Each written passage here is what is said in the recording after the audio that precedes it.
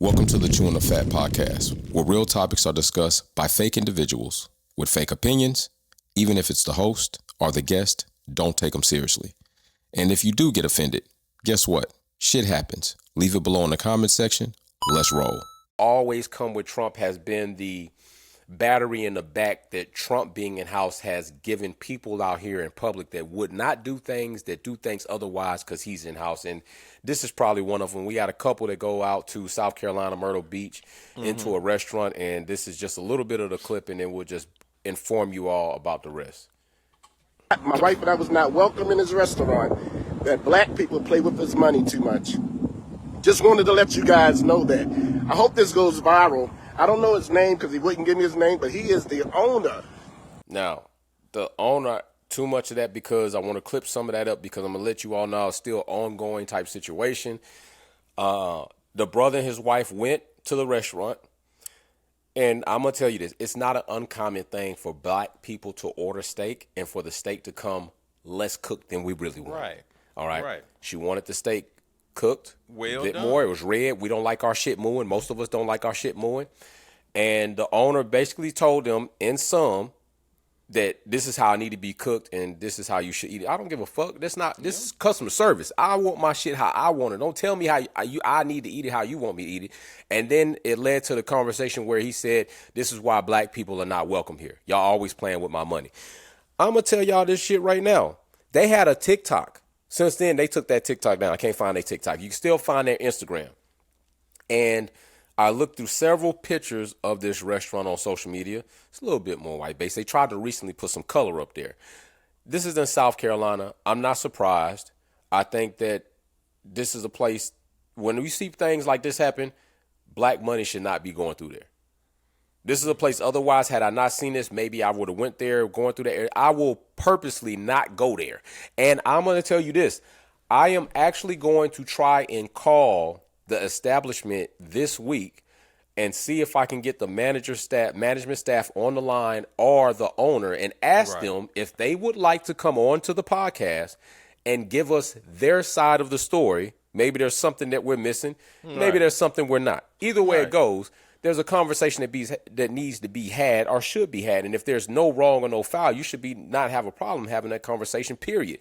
But I doubt they will. But what I will do is I'm going to call. I'm going to let them know, and I'm going to see if they're willing to come onto the show and kind of explain this. And we'll see where it goes from there. But if you ever go into a restaurant and that happens, yeah, I'm definitely not fucking with you. Brother, again, situations like that, they don't want our business, and we don't want their food,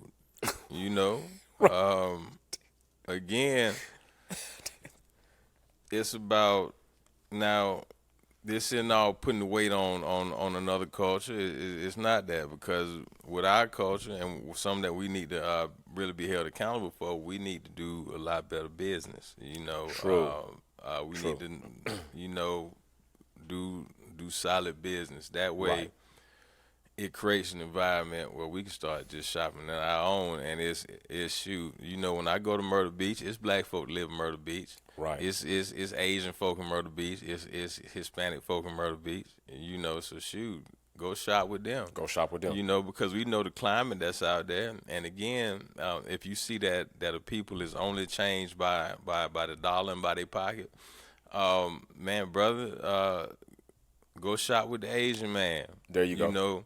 Go shop at the Mexican restaurant. There you go. Go to Jamaican restaurant. Go to the soul food spot. If you vegan, it's plenty of black folks in every city around the nation now that's vegan, and they got a vegan truck or a vegan restaurant or something. Shop with your own. True. If they giving that type of vibe off, shop with your own. Don't go begging nobody to let you in their establishment and treat you the right way. You don't want me to be there. I really don't want to be there anyway. You might have just been the closest place. Yeah, much finer establishments. I would have probably rather been at. If I was a gentleman. Clearly, salt and honey. That don't even match. Right. Who thought that up? Yeah, who came with that for sure. And Dan DeVille is right, and I'm going to add something to what he said. there's another part of doing good business to the majority and for the majority is the fact that when you decide to not get your business there, the impact is really felt, right? When you got a strong economic community and you pull your funding from a business, oh, they feel that shit. Heavily. I.e. Rosa Parks and the bus boycott. They felt that shit. You feel me? Boss man down to the employee. Right. And then what happens from there?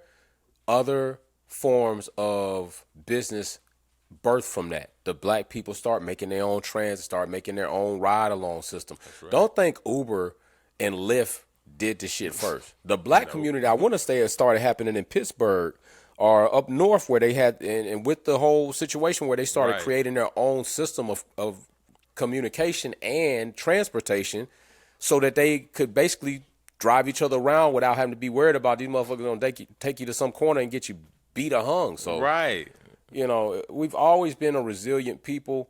It's just now I think we've become heavily dependent, just like Dan DeVille was saying last time. Segregation and desegregation kind of, it's double-edged sword, right? Oh, my bad. Tank had a That's what it Tank, what are you doing? Y'all, Dan DeVille, he a dog lover. He got himself a dog, you know what I'm saying? Man, big ass lab, man. Man, Joker 118 pounds. Good gracious.